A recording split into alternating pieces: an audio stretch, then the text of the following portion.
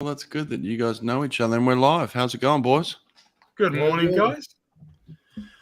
We Good got morning, Sonny, afternoon. swimsuit guy, all the way Afternoon, from Israel. England, and Jonathan Coppolo. How are you, my friend? Good, good. How are you? Now, you're coming from Israel, right? Yeah, now in Israel. Just got back from Marseille. Yeah. What were you doing in Marseille, man? I coach Meron Cherudi. He won Lausanne Swim Cup. See that, Sonny? We got the coach that. Yeah. The guy that won. So he's Again. been training in Marseille, like it's a cooperation between Israel and Marseille, the team there. So I just went to visit him for a week. Nice. Now, Yeah. tell me, what's the state of swimming in Israel? Tell me, what's the update on Israeli swimming? Well, it's hard because it got much better since David Marsh joined the program. Like he's our consultant. Mm-hmm. He's been with us for 5 years now. Wow. Yeah, and it's gotten much better. But he encourages a lot of swimmers to go to the US to the collegiate system, which is good, I think. But we don't produce a lot of or enough swimmers at home. Yeah. But everyone when they turn 18, you go to the army in Israel. So when you turn 20 or 21, you go to the US. Right. Basically, no one stays in Israel.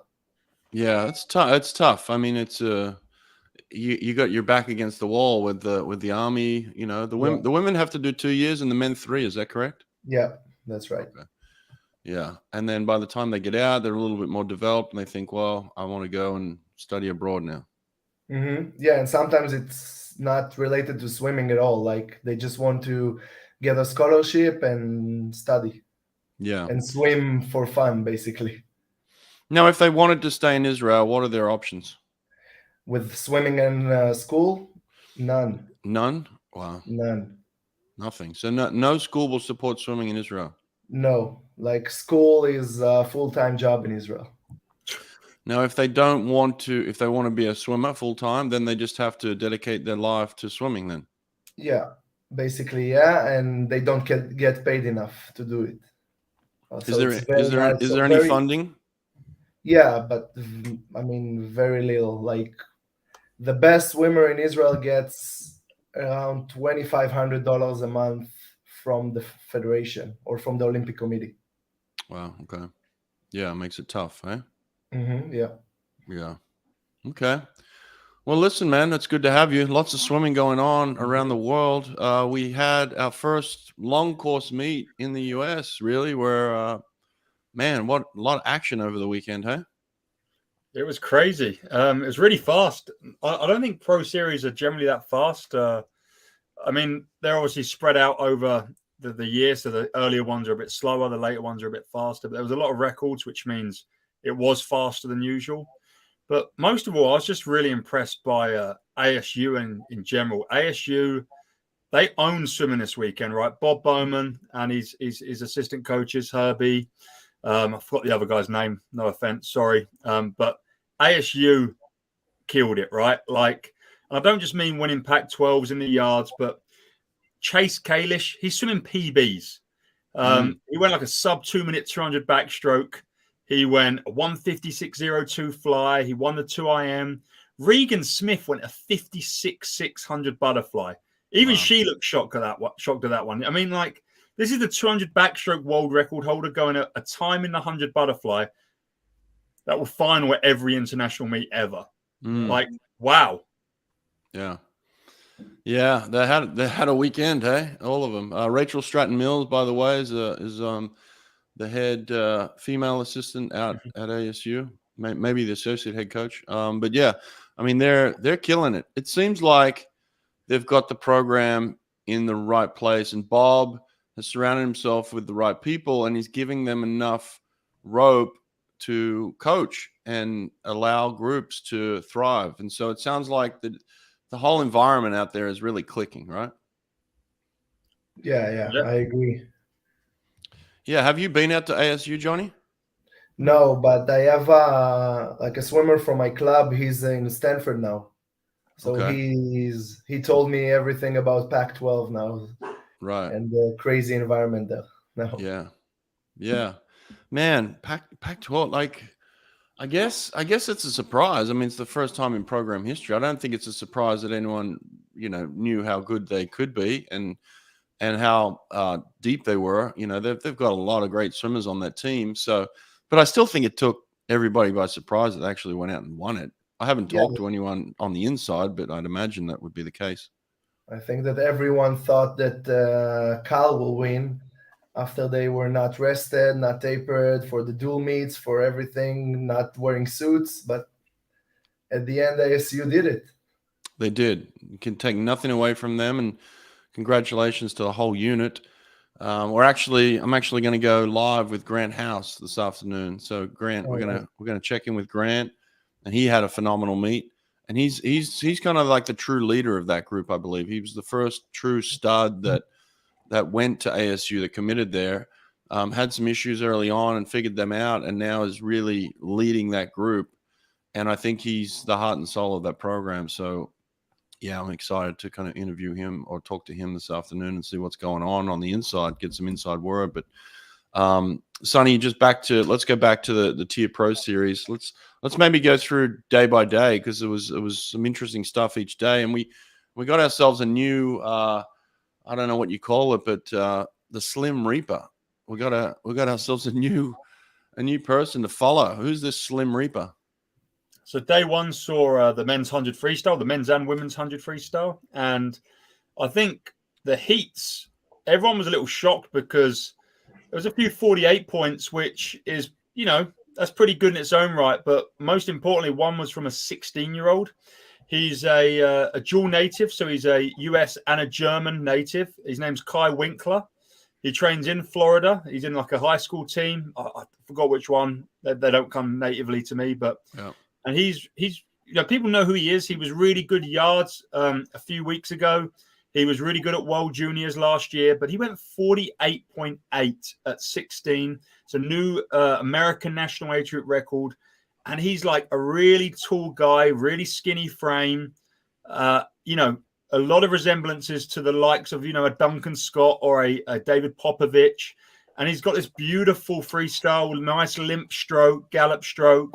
And a great back end. He come back in like 25-0, 25-1. So it's not 24-0 or anything David Popovich is doing, but he's not going 46 either. And he's also only 16. So, yeah, really, really impressive swim. Jonathan, did you watch the swim? No, I didn't see it. I just watched the results at the end. But I know, I think I saw him once in a yards meet, like a video of him on Instagram or something. Yeah. Yeah, he's a kind of underdeveloped type kid. Yeah, very skinny, very lean, and again, like I think this is kind of the same conversation we had when Popovich kind of hit the scene. It's like we were talking about him being skinny and lean, but this seems to be the way to go these days. A lot of guys seem to be having success with this body type now, and it's very interesting. Yeah, he's put himself on the map, that's for sure, on the radar, and a lot of people talking about him now. You pop a 48 at 16, you're going to turn some heads for sure. So, yeah, pretty interesting stuff. But there was good swimming all around day one as well. Katie Grimes is again swimming phenomenal, and that whole group is just an incredible group out there in Vegas as well. So yeah. Yeah, I'll be honest. Potentially, my favorite swimmer day one was Ilya Karun in the 200 butterfly. Another sandpiper in Nevada. Another great young talent. I think he's 17. He might be 18 now.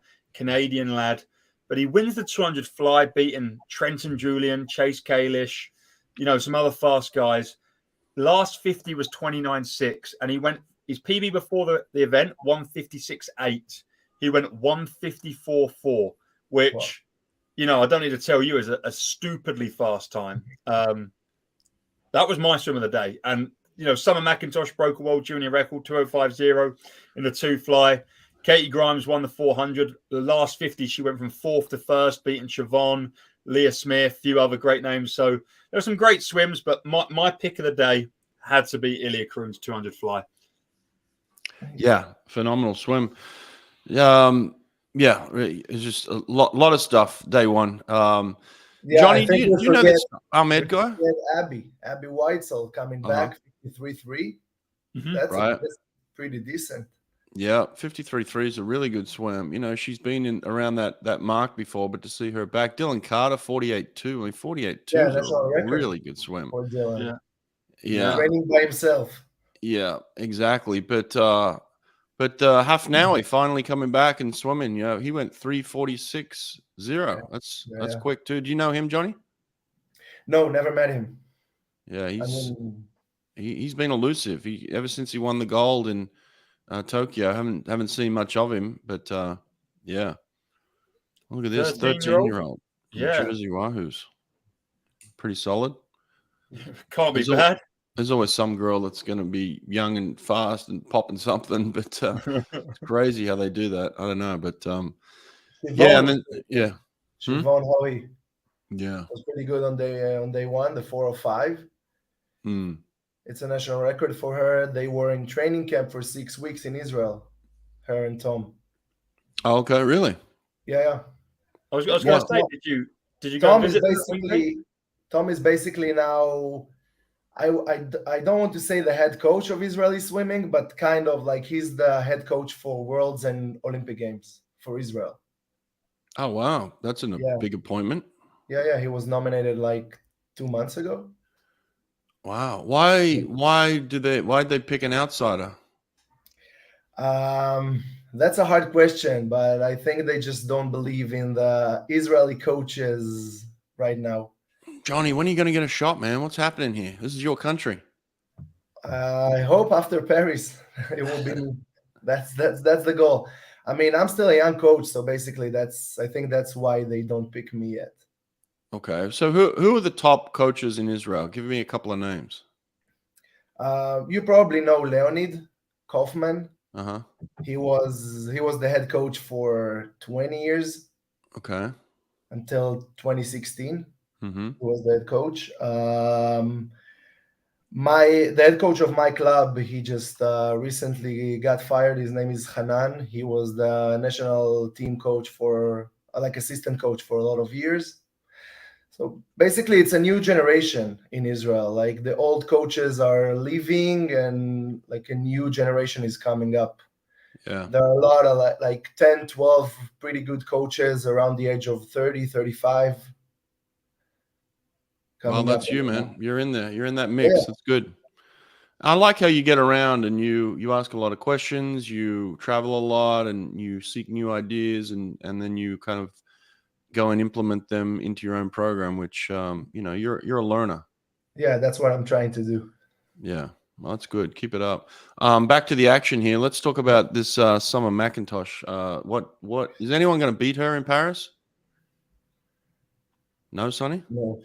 When Summer can now go 154.1 in the 200 freestyle, that sort of like I think closes the door on everything. Like she's my pick for the 400 now. I'm sorry, in Paris, she's beating Katie and Titmus in the 400 freestyle in Paris. Like we don't need to know if she can come back, and if she can go out with 154 speed now, she's moving that event on again. I can just see it now. You can tell. Anyone else have said that, but Summer McIntosh, she can do it all. She can win the 2.4 AM, the 2.43, and the 2.5. She can do 5 golds. Wow, yeah, she's definitely a special talent. She's turning a lot of heads. I was getting text messages all weekend from Australian coaches too. I'm not going to mention any names, but there are definitely a lot of people taking notice of Summer McIntosh. Yeah, for sure. Right. Yeah. What about the men's? What about the men's backstroke depth in America? How are we looking? It was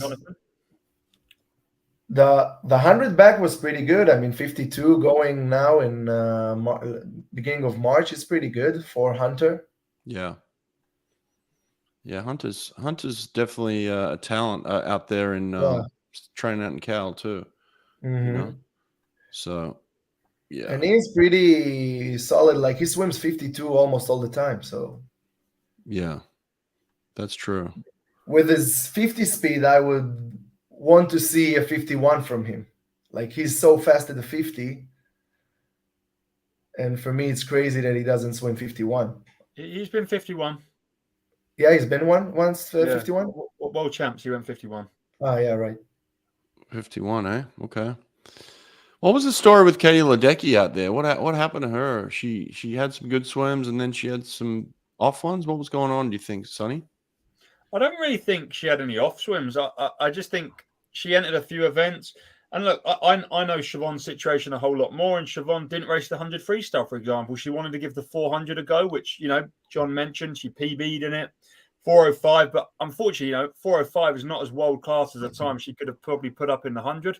I think she'd have, been around what Abby went in the 100 and raced Abby really well.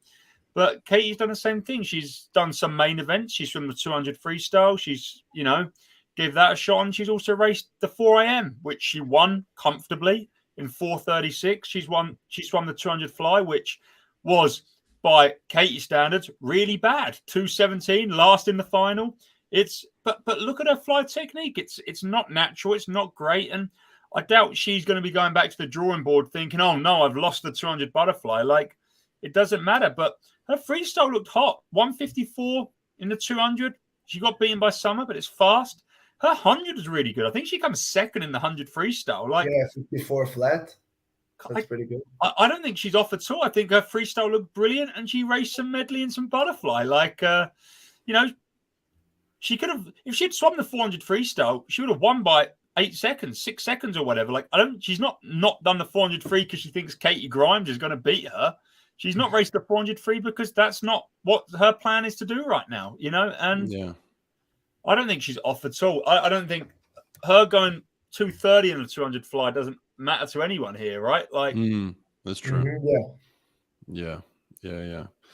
What about Shane Cassis? When are we going to finally see Shane Cassis match his talent? Because he's a freak talent. I mean, this kid just went 50.8 in the 100 fly in just some regular meet. Like that's some real fast swimming. Like, to me, Shane Cassis is a super talented swimmer who hasn't yet reached his full potential. Do you know anything about him, Johnny? I have a swimmer who swims. She swims now for Texas A&M, so he was there for a little bit and then moved to Texas. So she told me about him, and I saw him first time at Worlds in Abu Dhabi. There he was pretty good. Like, yeah, you could see his talent, and I thought he will be so much better in Budapest and of course now in Melbourne. Yeah, but it seems like he's, I don't know, like staying in place, kind of. Yeah, I don't know. He's good in small meets like this. Like, he's very good in small meets like this. Yeah. 50.8 is pretty good for now.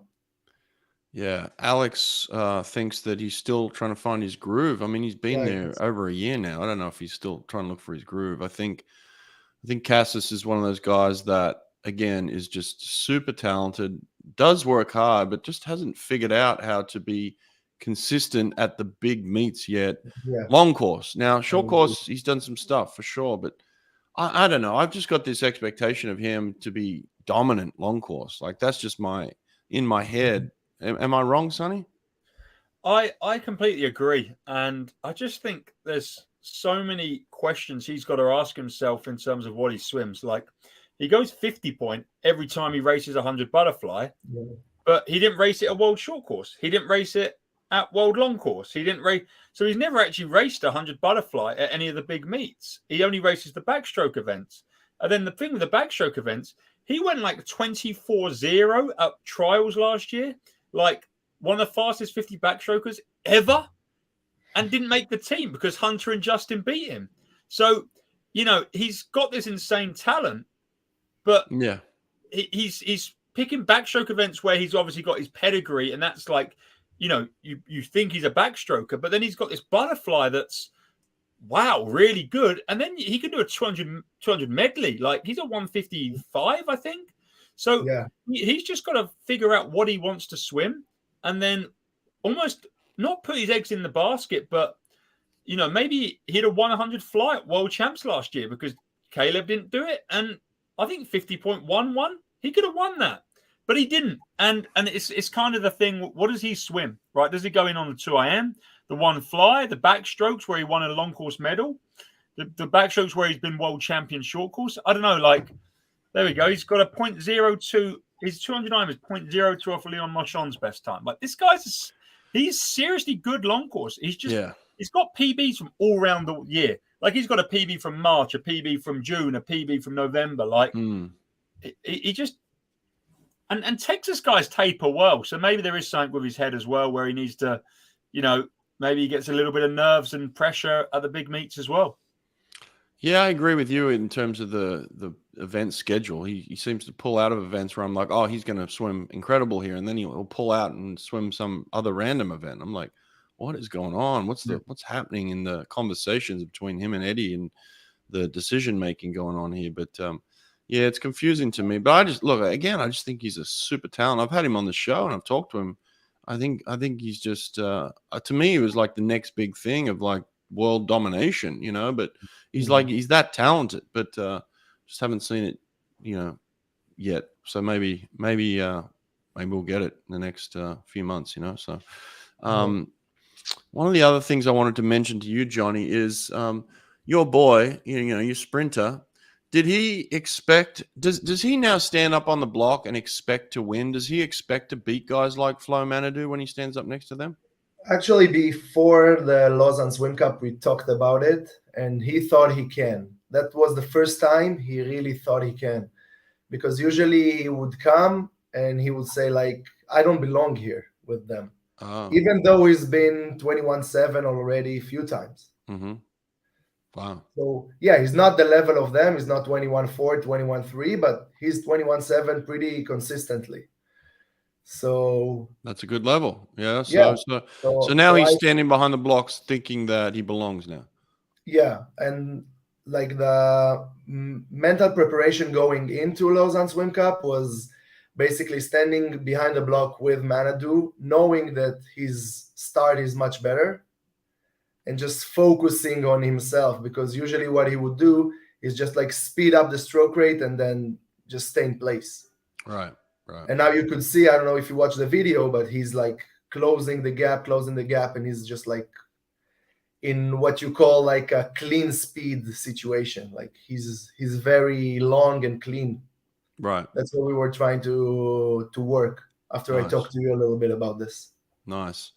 Now, why did he choose to go to Marseille and do a little bit of cross training there? Because in Israel, basically they don't support sprinting too much. Like he's the only sprinter we have, and there is no real program for him, and no budget. Like I coach him for free, basically. And I'm the head coach of a club in Israel, so I don't have the time and resources to really deal with him all the time. So we try to find a place that will feed him and will help me, him, I don't know, like Israeli sprinting in the future. Right. And then David is good friends with the coach there, with Julian and with Roman. He was he swam for Auburn. Yeah. What's going on with Roman Barnier? Is he still in Marseille? Yeah. He's the director of the place. Oh, he's coaching a little bit. He's coaching a little bit, but he is. Julian is the head coach now. Wow. Okay. Yeah, I haven't spoken to Romy in a long time. Need to get down with what's going on. Yeah. So how does a man go from 21-7 to 21-3? We've had this conversation a lot. What's the next steps? It's pretty hard, but I think we took the first step, which is believing he can. Right. I mean, if he can beat these guys, even in smaller competitions, he can be at their level.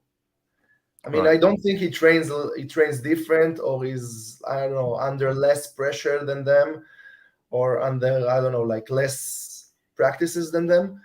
But he's still, for me, he's still not strong enough. Like he needs to get stronger. Okay. So he's in the gym working on his strength. Yeah, he is. Yeah. And let's go to questions, Sonny. Let's open it up, mate. I'll let you take control of the questions here. I want to go to the audience. I want people to start putting this stuff in. Talk to us, Sonny. maybe I live under a rock, but I didn't know Ilya Karun was committed to ASU. I mean, that's just blown my mind. This is insane Well, news. he's got to commit somewhere, doesn't he? Well, this is just such an exciting thing, right? You know, the best swimmers go to the best coaches, Sonny. That's the way it happens in America. No, I know that. I know that. I just didn't know this was, information that was out there, and I'm super excited by that. Wow, what a combination. Well, is he going to Bob Bowman or is he going to Herbie? Oh, he's a two-fly. He's got to go to Bob Bowman. I mean, he can mix it up, can't he? I don't know. We're talking about 49 watch here. It doesn't seem like a 2-fly time to me. It seems like 100-fly time. Maybe 149. He went 51.8 on the weekend and 154.4. His 2-fly is better right now. That he can do a bit of both. He's versatile. We don't know if Summer's going to go to Junior Worlds. She might not. Hey, but listen, by the way, Sonny, I didn't mention this. Johnny actually has now joined forces with us on Any Question. He's on Any Question. People can find Johnny on Any Question now. That's right. There we go. Microphone's having issues today. Which YouTubers would you recommend for technical videos? Any YouTube swim YouTubers you recommend, guys? Oh, not that I know of. Hello. You remember that Caleb used to do Caleb Dissects or Dressel Dissects? Yeah. That was pretty good. Those. That was pretty good. I'm not throwing hate here, but for the technical stuff, if you want like elite swimming technical stuff, then you've got to really get on Any Question. Agree. Because then you're going to get elite people talking to you. You can look on Instagram accounts from like more active coaches. So someone like James Gibson posts some brilliant technical stuff of work with Flo, Ben, stuff like that. I wouldn't say I'm super technical with what I upload, but you can see training of top swimmers. When you get to the more like how to swim freestyle videos, they're really for like, triathletes and people moving into swimming. They're not really going to cater for. But, if you want to ask, we've got a coach of a swimmer, one of the fastest swimmer in Israeli history. He's on Any Questions. You can go and ask him stuff, and he'll talk to you about technical freestyle. You can ask Brett. You can ask, the swimmers themselves. There's swimmers on there. So there we go. Well, already on there. Answered. There we go. So, I've been encouraging Johnny to do more of that. Filming and then doing some voiceovers on Any Question where he talks about what he's seeing. And look, he's a technical coach. He's on the front lines, coaching some of the best athletes in. That's what I did this week with Melanie, Nick, and Meron. They trained together, so I took videos of them for Any Question of on freestyle technique. Beautiful. Like 50 freestyle or 100 freestyle. Yes. Oh, there we go. Matt Cross is out there, loving it. Appreciate it. Thank you. I coached till 10 p.m. tonight. I'm not getting any beers tonight, but this week for sure, mate.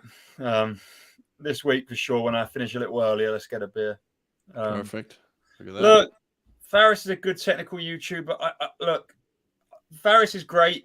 My Swim Pro is great for what it is, but it's not elite swimming technical feedback. He has no experience of elite swimming. He's great for people that are moving into, wanting to get to like a 1 minute 1000 freestyle or do triathletes. But if you're trying to coach at a top level, he's not your go-to guy. And if you're trying to swim at the top level, that's not the sort of information you need, in my opinion. And he's a mate. I think he's got a great channel.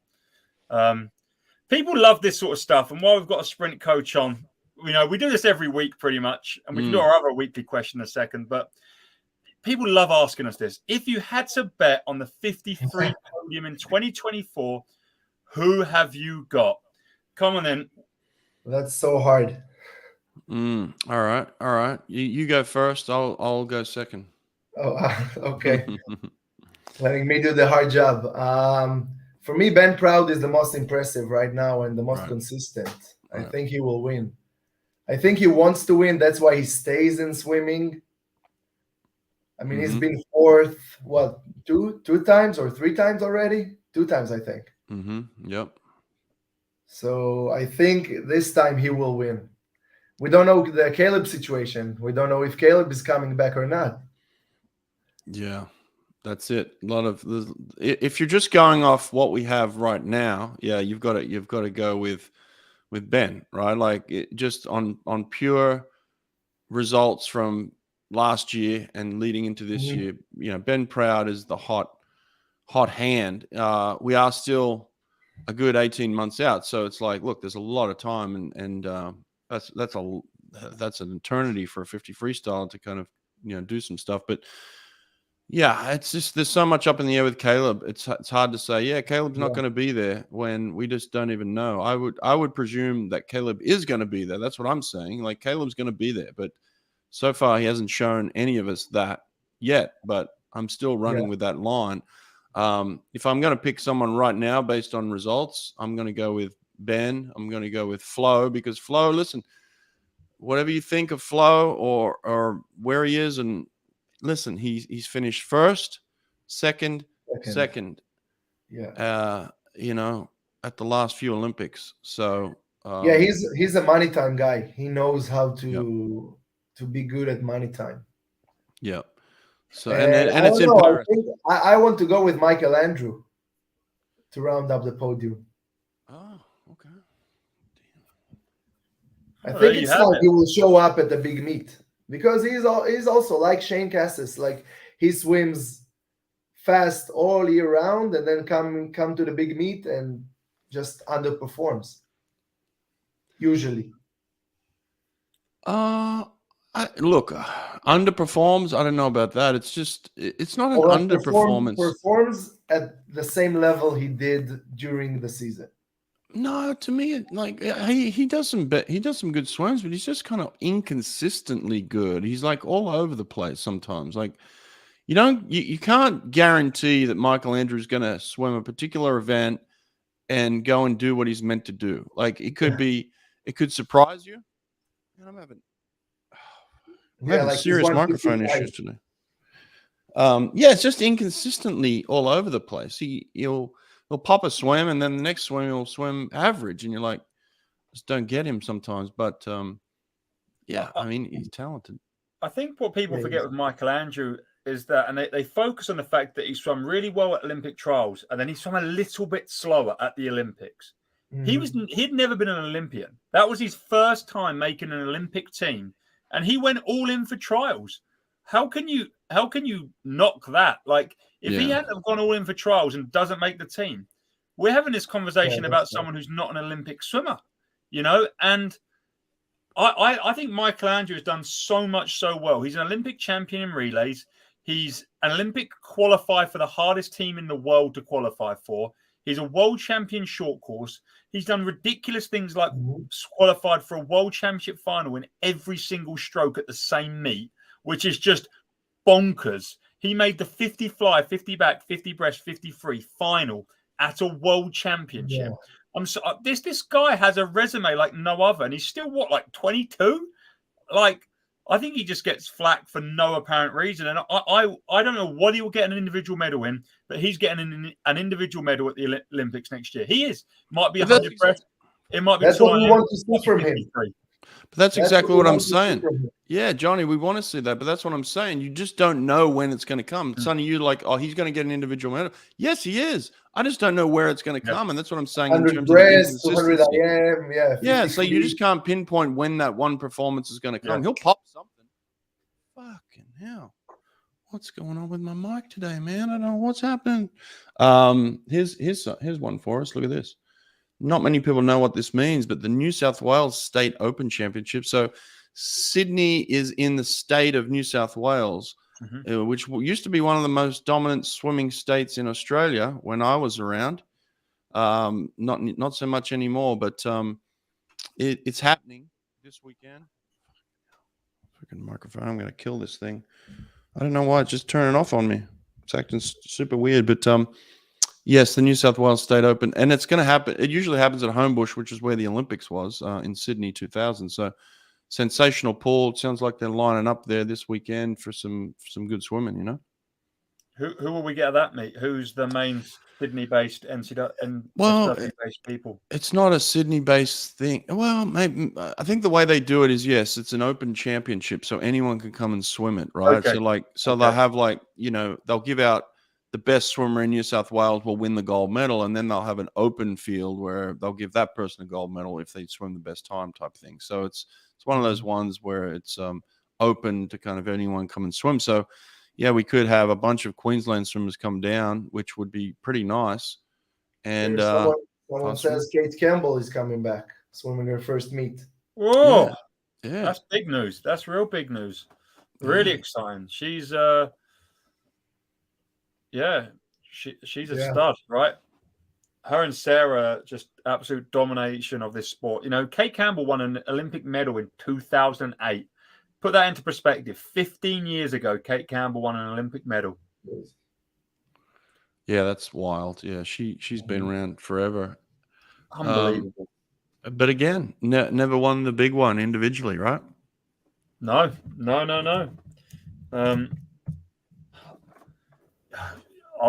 Yeah, it's just crazy though, isn't it? Like how hard the sport is. In 2008, she got the bronze medal in the 50 free. That's how, and she got a bronze medal in Tokyo in the 100 free. She has 2 individual Olympic medals, 2008 and 2021. Yeah, 13 years apart. Crazy. Yeah, again, I put her in the same category as Shane Cassis in a way, like just a unbelievable physical specimen talent who is just like, when I look at Kate Campbell, I'm like, no one will beat her. No one will beat her. And yet she's never won the big one. And it's just always just stunned me. Like, I think so highly of her. And I'm not saying that she's had a failure of a career in any sense. It's just in my mind, I just see her as the most dominant sprinter in the field. I was like, look at that woman. There's no way anyone's going to beat her, right? And then something happens, and she just never gets her hand on the wall to win. I remember the year that Bronte won the world title, and it was kind of like, yeah, Bronte must hate life. She's like the slightly slower sister of Kate Campbell, and then she wins a world title, and I'm like, how? Like, I mean, good for Bronte, and it's funny because Bronte clearly has the mental resilience to be a winner, whereas Kate has the talent in abundance. And just imagine Bronte's mentality with Kate's ability. And I'm not taking away from either of their ability, because Bronte's clearly a talented swimmer herself. But just 2 different physical specimens, though. Same mother and father, but they're built completely different. You know, Kate Campbell is just she's got the height and the length, and she got everything you would imagine. And she's got the technique. When I see Kate Campbell swim, I'm like, wow. I mean, it takes your breath away how beautiful her technique is, you know? Yeah, I agree.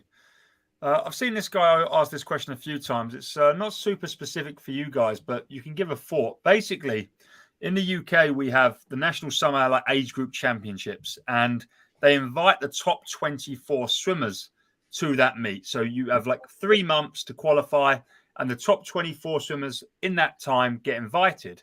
And basically, they've got rid of the 50-meter events for 16 and unders. And if you're 16, 17, and 18, you can only qualify for the 50 on your 100 times. And then once you're 19 plus, you can qualify for the 50s outright. So basically, I mean, I think we all probably have the same opinion. It's absolutely stupid that they're getting rid of 50-meter events for 16 unders. And I think such an issue in this sport is that we don't let sprinters sprint. And I think, that's a massive thing. If you want to be a sprinter, why not be a sprinter? And why take away the ability to be a national level swimmer because you're good at 50s? But that's my opinion. I just wanted to answer it quickly. Guys?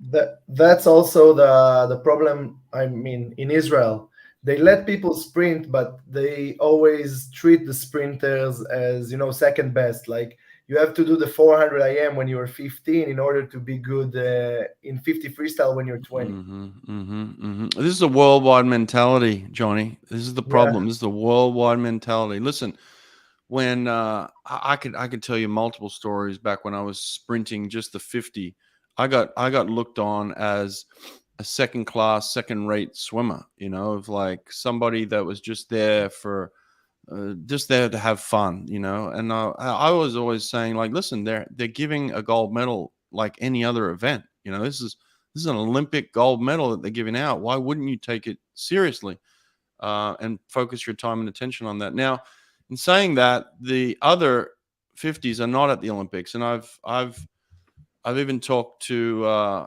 multiple people about how this could change right in the future. But it doesn't seem to be budging. It doesn't seem like the 50s are going to be put on the Olympics anytime soon. I'd love it to happen. I think you'd see a drastic change in the way that people started to train and focus on sprinting. I agree. At the end, I quit because my 100 was not good enough. But if there was a 50 in the Olympics, like I was a 50 backstroker, I would still be swimming, I think, until this day. What was your best time, Johnny? 24:60. Damn, Sonny, that's pretty good, dude. 24:60. That's very good. Yeah. That's quick, man. That's quick. What's the secret to a fast 50 backstroke? What's the? For me, it was stroke rate. Stroke rate. Like my model was Liam Tancock, so I was trying to mimic him. So you're just sitting back. You're sitting back in the vessel, and you're just trying to swing your arms as quick as you can. Yeah, like 64, 62 stroke rate, all the way. Wow. Just holding. Wow. How do you? What do you do when you're trying to keep that cadence? You know, you get to like the 35-meter mark, and obviously it's very difficult to keep that type of cadence. What are you doing mentally? There, I try to squeeze my core a little bit, and then it helps me to stay up. Like if you drop in backstroke, you're done. That's it. You have to keep your hips up, otherwise you're sitting up. So you start to feel the fatigue, and so you start to then focus in on the core at that point in time. Yeah, that was my problem in Budapest 2017. I was pretty much with leading the field at 35, and then just, kind of like trying to spin more, right? Trying to win, thinking about winning. Yeah, and that's it. Hey, listen, I've been there, man. I know it. Sydney 2000. That's exactly what happened to me. Don't worry about it. So been there. There's a lot of lessons in that for sprinters, though, and I think that's where we need to share those lessons so that people don't keep making the same mistake. Right? This is sprint coaching. This is how we figure out how to get people to be better. That's right.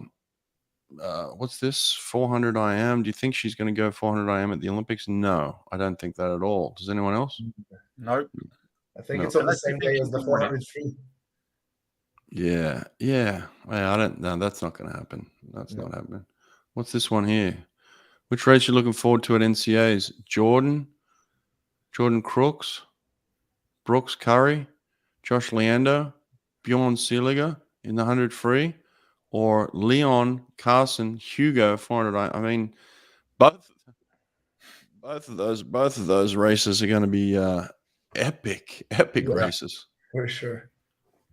Yeah, I'm kind of leaning into this 4 IM. I think Carson's going to just do something absolutely unreal here. I don't know. I'm not writing off Leon. Leon is going to be faster than he has ever been before, and it's going to be quicker than 4:31. But Carson is just a huge talent, and what him and Eddie are cooking, I think is going to be good, and I think it's going to be a close race. I'm not going to call a winner. We will on another show, but yeah, we will. So next week we're going to be calling. So the women's NCAA starts kind of like a week from today, right? So next week the women's NCAA. So so what we'll do next Monday is we'll have a prediction show. We'll do a women's prediction show. And so everybody in the comments, make sure you go through the list and let's start throwing out some predictions on the women's event next week. We're not going to focus on the men. We'll do women next week. And then the following week, we'll do our men's prediction show. So everybody go through the list of NCAA events. Let's figure out what everybody's picks are for next week on the women's side only. Okay, we're only going to be talking women next week. Some interesting stuff. But right now, yes, I don't know. Carson's sitting there. It's obviously Leon's had some rest throughout the season, and he's a talent. We know that. But Carson is just sitting there in the wings. Hugo, I think, can get more rest as well. So it's like, I think that's going to be an epic swim. And look, Bjorn is not fully rested. I think he went 40.9 on the weekend, and not fully rested. I mean, all these guys, they can all swim. It's going to be epic. Yeah, that's going to be one of the greatest swims races in history with those guys in the 100 free, maybe even the 50 free. You know, there's going to be some. I think we can get a couple of guys under 18, Sonny. It could be the first time in history we get more than one person in a single race under 18. I don't know that Josh Liendo well, but what I do know from everything he's done in previous seasons is he drops big at the main meet. He's got a lot more in store for us, you know. And I think I don't think Brooks was off at SECs. I think Brooks was just not rested as well. Brooks is a crazy talent as well. So yeah, Brooks wasn't rested. Yeah, and LSU aren't looking for a conference title or anything. No. So why would he'd have no pressure to be on it at SECs in any way? No. Yeah, and I'm sure there's going to be one other guy that's not mentioned there that's in the mix as well. You know, because there always is. Yeah, someone will pop something. Yeah. Maybe not in the 4 a.m. Maybe it's those three guys. But that's in the 4 a.m. for sure. But yeah. Well, what about a question here for you, Sonny? What's this one? How did I approach going PRs in your 20s with way less training? I mean, first of all, my PRs weren't very competitive. So, like, you know, there's 3 of us here, but these 2 guys have swum at the highest level, and they both PB'd in their 20s. So they're, you know, but they done it as full-time athletes, I guess. Whereas I did a PB in the 100 freestyle long course when I was 31. How about that? Oh. There we go. Like, so, I mean, you've asked 2 questions, Matthew. You've asked about PRs as a master swimmer, but I don't think training quantity in terms of volume and how many hours you spend in a pool is irrelevant, especially if you're doing sprint events. And I think age is as relevant as the effort you're putting in and the shape you're in, you know. And if I don't know how old you are, if you're in your 20s and you want to swim PRs, you know, you can still care about stuff that you do every day, like your diet, but just go and work hard and up the volume of sprinting and not the volume of meters. So you can swim 3 times a week and you can just go and hit like 3 fast sessions, go to the gym a couple times and you can swim PRs for sure. I don't know what you guys think, but there's, you know, 20s you should be swimming PBs as a swimmer, full time or not. Like especially if you're a guy, if you can't go quicker than you were when you were 16 as an adult male, even on slightly less training, then something's not right. And if you do want training plans, I sell them on my website, www.theswimsuitguy.co.uk. So Matthew, if you want help getting PBs, hit me up and we can work towards that. Training plans for sure. Yeah. Yeah. Here's a question. Tips for the 100 free. We're all on any question. Go over there. There's tons of tips on any question over there. But here's a tip for you. Understand the control of your speed, because it's about speed control. So let's just imagine that we're talking about 2 laps here, up and back.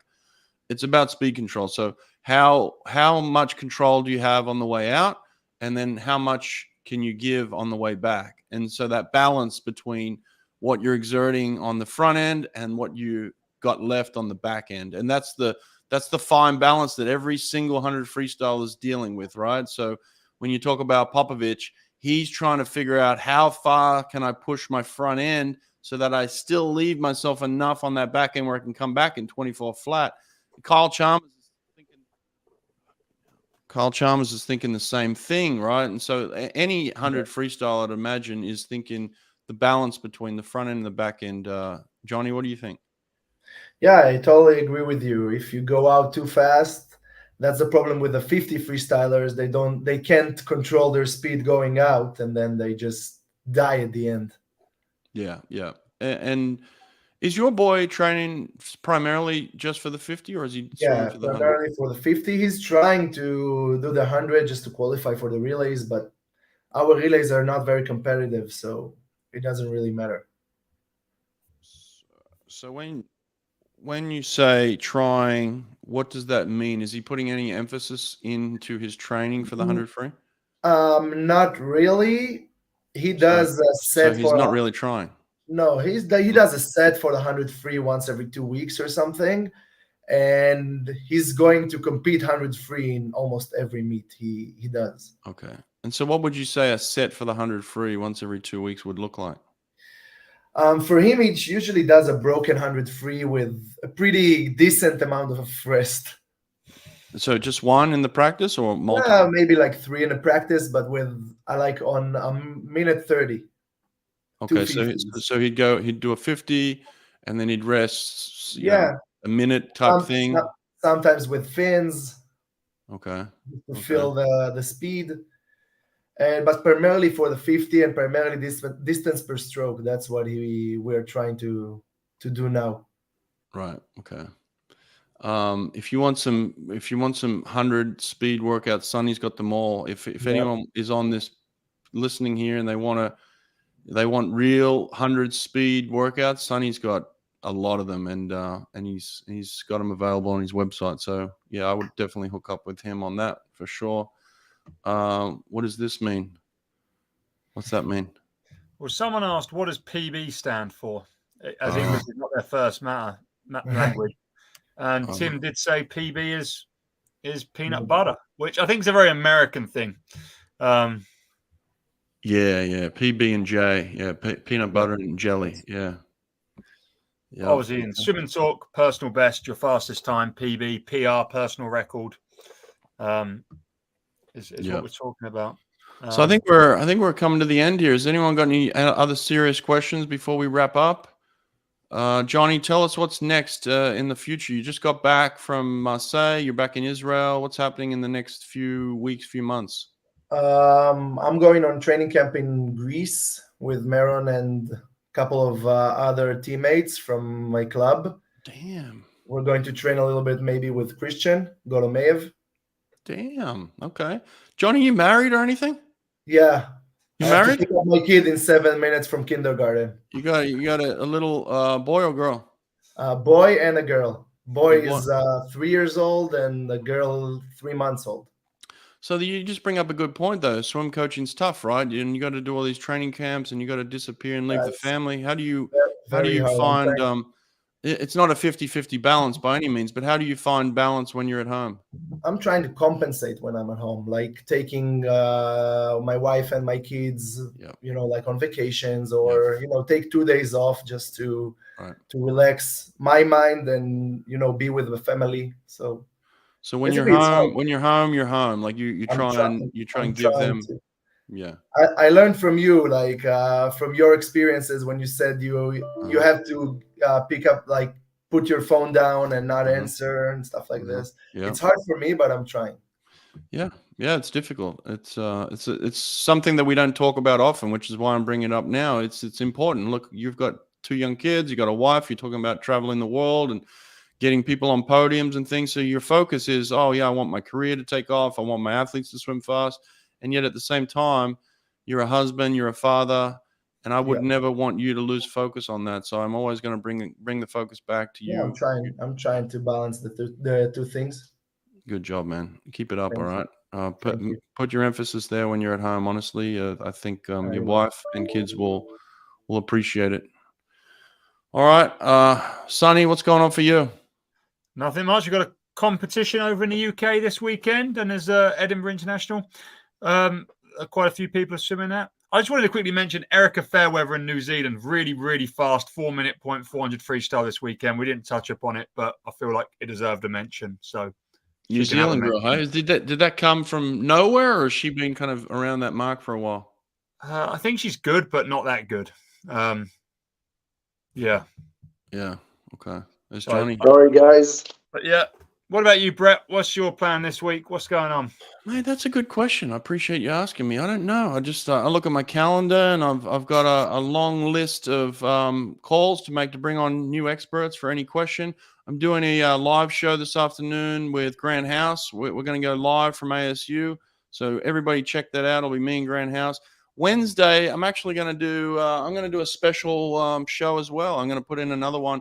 Matt Kredich and I are going to come on together, and head coach of the Tennessee Vols, and a lot to talk about with his athletes and his teams. The men and women have both got some special athletes. So Kredich and I are going to go live, I think, 10 o'clock Wednesday morning.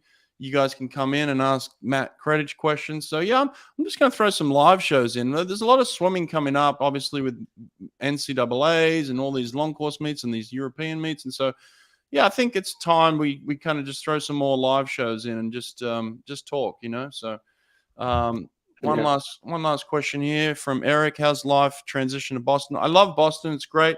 It's got a look. It's a big city with a small city feel. It does feel small when you're in it, you know. But like it's a big city, and there's a lot to do. Great food, great sports, great people. I've never had any instance where anyone hasn't been nice. Like really good people everywhere you go. People are friendly.